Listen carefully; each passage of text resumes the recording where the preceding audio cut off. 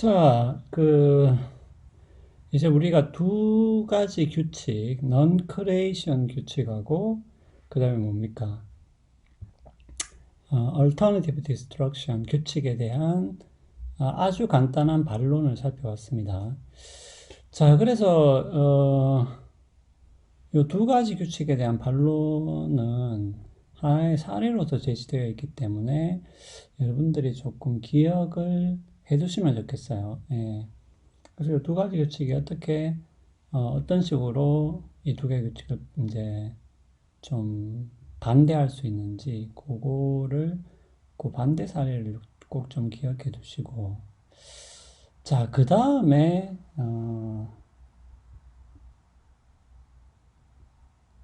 뭐, NC라고 할게요. 그 다음에 Alternative Destruction이죠.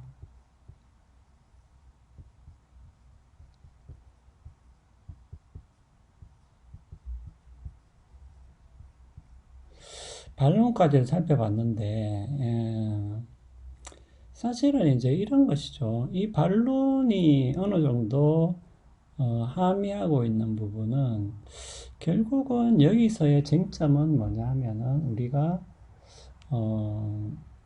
결국 이제 NC든 AD든 여러분들 결국은 배아를 파괴하는 연구에 배아를 사용해서 배아를 이제 파괴시킬 수는 없다라는 그런 어떤 의미가 좀 포함되어 있죠. 그게 NC든 ND든. 예, 그러니까 배아를 만들기 전이든 이미 생겨난 배아에 대한 어떤 처리든 간에 결국은 이제 배아를 파괴할 수 없다는 건데 그러면은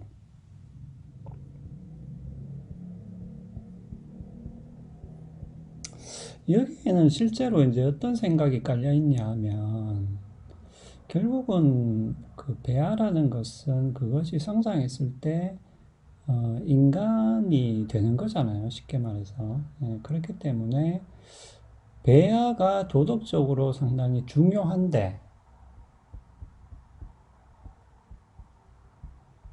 이것이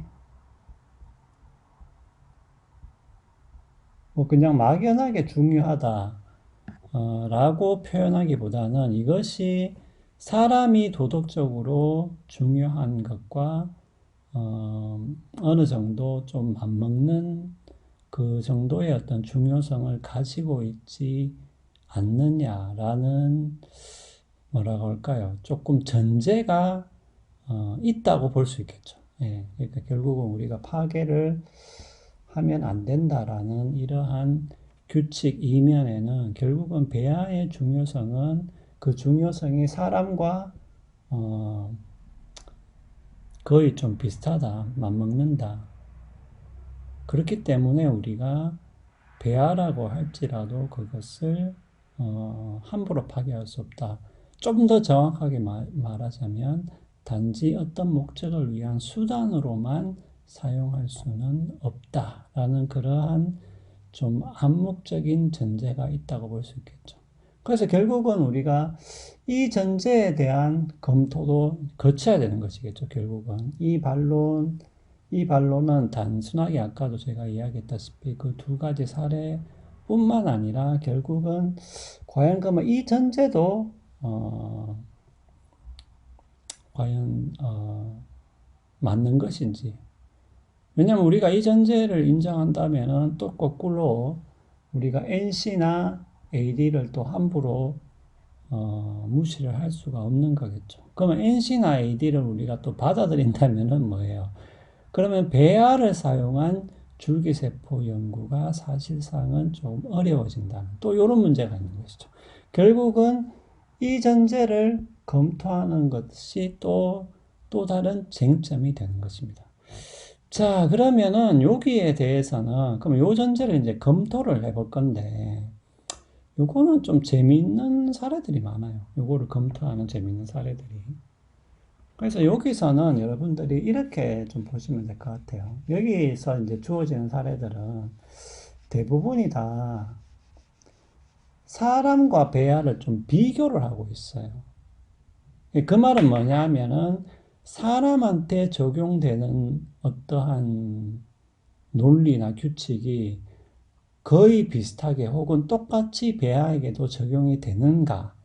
요거를 검토하는 거죠. 만약에 그렇다고 한다면 뭐예요? 우리가 사람을 함부로 죽여서는 안 되듯이 혹은 사람을 단지 수단으로서 죽여서는 안 되듯이 우리도 배아도 마찬가지로 단지 어떤 목적을 위한 수단으로 사용해서 파괴할 수는 없는 것이 되겠죠. 예.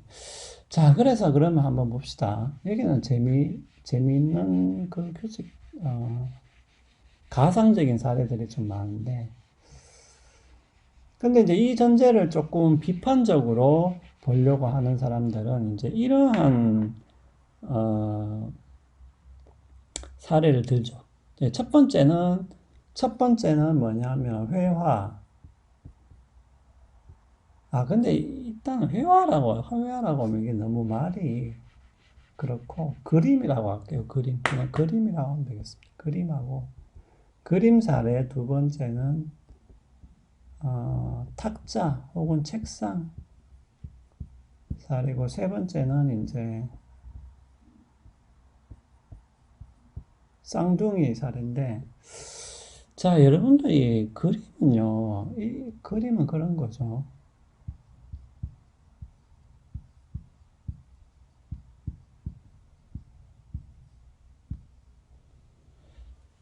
근데 여러분들 자 보세요. 그림이라는 것은 분명히 보존할 가치는 있습니다. 예, 그 말은 뭐냐면 이것이 계속 존재할 어떤 가치가 있다고 보는 것이죠. 만약에 이제 그 그림이 상당히 훌륭한 그림이라고 일단 가정합시다. 예, 그렇게 가정했을 때 우리는 당연히 이 그림은 좀 계속 보존이 되면 좋겠다라고 생각을 하는 것이죠. 그래서 뭐 그 그림이 잘 보존될 수 있게끔 뭐 어떤 처리를 한다든지 아니면 햇빛을 곧바로 받지 않게끔 뭐를 씌운다든지 이렇게 이제 할 수 있는 것이겠죠. 그런데 그러면 이 그림이 계속 존재하는 것이 예를 들면은 그림한테 좋은 것이냐?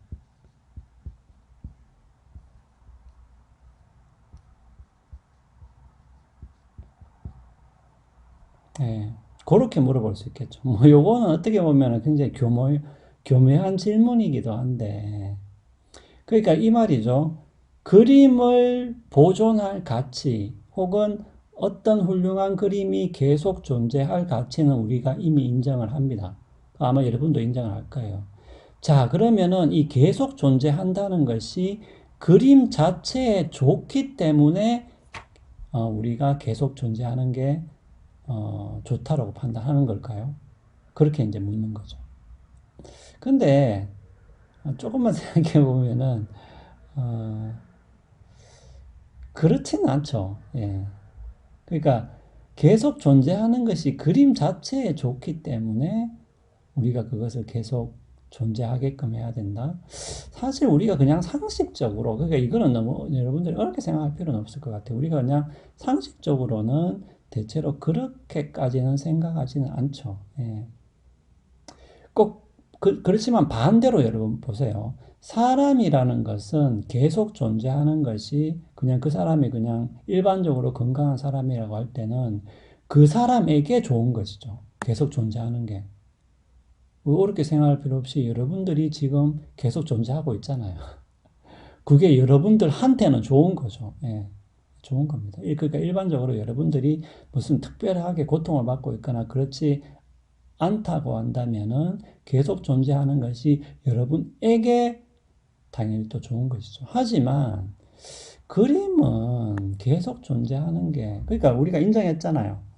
그림의 보존 가치를 인정한다 하더라도 계속 존재하는 것이 그림 그 자신에게 좋다라고까지는 우리가 생각하지는 않는다는 것이죠. 이게 첫 번째 포인트고요. 그러니까, 그럼 이 말을 왜 했냐? 우리가 비슷하게 생각할 수 있죠.